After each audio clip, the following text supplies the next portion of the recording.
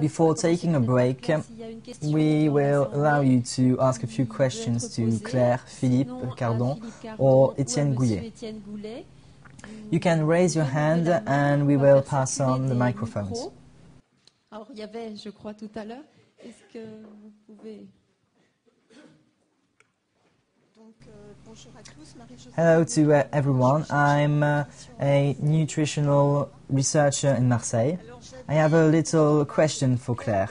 Your studies are respecting the standards of France. Based in Marseille, we prefer to cook with oil butter.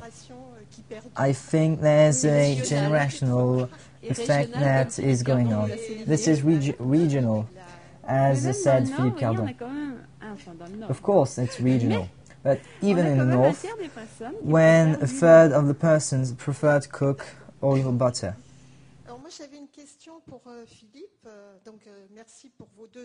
But I had a question for Philippe. Thanks for your two interventions. I had a little question about the generational effects because I would like to know from a prospective point of view if we could anticipate the evolution of these generational effects. Are the habits regarding the rhythm and the consumption of meals among the youngest people is going to maintain, or will there be a decrease? This is my first question. Excellent question. On fait pas de prospective en fait en sociologie. We are not working on prospective in sociology. But the question that is behind this one is regarding the life cycles. If we work following panels, we know that the life cycle effects, that is to say when we are single students or when we are in couple, then a couple with kids. All these different cycles are a factor that will drive to modificate. And so, regarding a prospective manner, this means that nothing is really quite settled and that evolutions are possible. What I mean to say through this is that it depends on the focal on which we do the observation.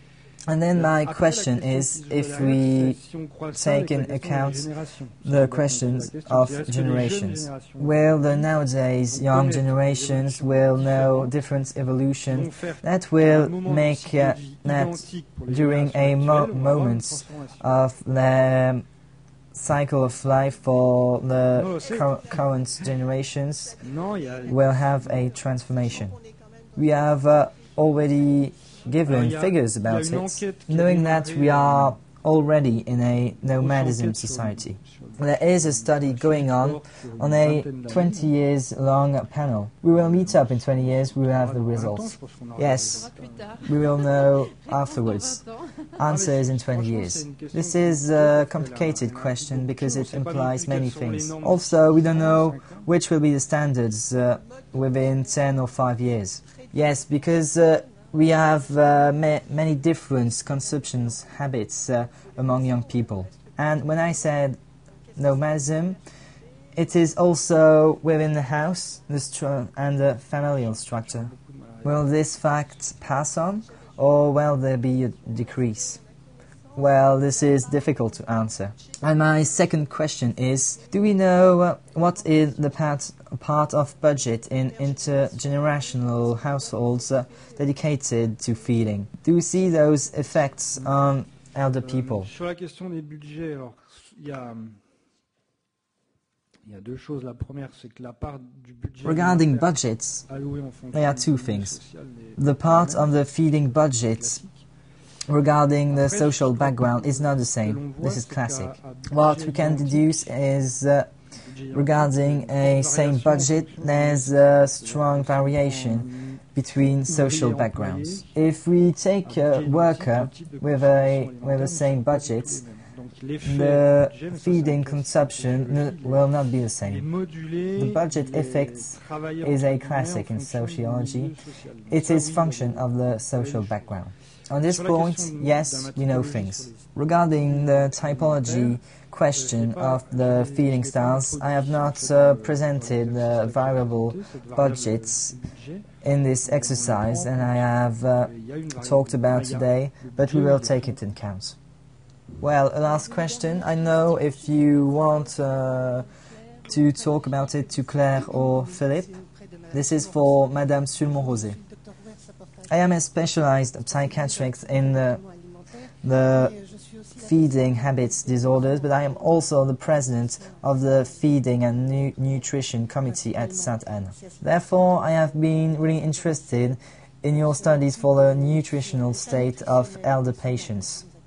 I am a bit astonished about what you underline about the nutritional state of these subjects that you are interested in and the body mass index that was so high. That is to say that you have a body mass index that is between 26 and 28 and is not in the overweight. But we all know that the main risk is rather a risk of denutrition. Leclerc has worked on it in many hospitals because we know that the patients which were taken care of are at risk of denutrition, except for our psychiatric patients. But here they aren't denourished. So, first question, could we not think about working more specifically with elder patients that are denourished? Because we could imagine that the physical aspects and psychological effects are a little bit different. Second question, to be a little bit more precise, I haven't heard about the figures about women and men in your total population. And do you establish a link between the hormonal status of women? The first question is indeed an excellent question. In fact, we are facing denourished obese, and this is really a big issue. We have used the nutritional assessment. We have also measured impedance that allowed us to measure, let's say, roughly the muscle mass. I will say it simply, even though it is written in the facts, it is a little bit more complicated. In fact, this is an emerging problem. In these elder population, the BMI is not a really good indicator. We have matched our BMI database with our nutritional assessment database and evaluations. The test combines questions. Have you lost weight?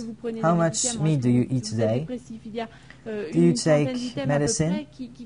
Are you depressive? There are roughly 13 items which are multifactorial with anthropometric measures and questions that are about feeding habits. This panorama, I think, is much more complete than the nutritional state of a person and the BMI. And in fact, this is a really big issue for the future because we have obese that are denourished but also have no more muscle mass, but who have the same problems regarding denutrition than other persons having a BMI more normal, less higher, that is to say, with a denutrition risk. This is a big issue, you're right to underline it. When a doctor sees an elder person and moreover obese coming in his room, he must think this person mustn't have denutrition problems. In fact, she could be denourished, and right now I'm not quite sure that we have the good tools to measure these persons, and we will be more and more exposed. This is an evidence. The second question was about the proportion of women. So here's the example. Our sample is based on the data of national studies, but we also try to balance the facts in order to see things. This male-female distinction doesn't come up in my tables. There are no differences between men and women, for example, regarding the style style of eating or regarding the capacities of chemosensitivity? Well, we often say that the chemosensitivity decreases more later for women. The average age for males is between 50 and 55 years, and for women between 60 and 65 years. So the population that we have studied, I think we were beyond these ages. Thanks. We have a last question, I think, with the microphone. Yes, hello. I'm going to help at the same time Claire, Philippe and Madame Saporata as well to say that when we age, the body mass index is a really bad example since we haven't got the same physical composition. On the same body mass index, we can have different physical compositions.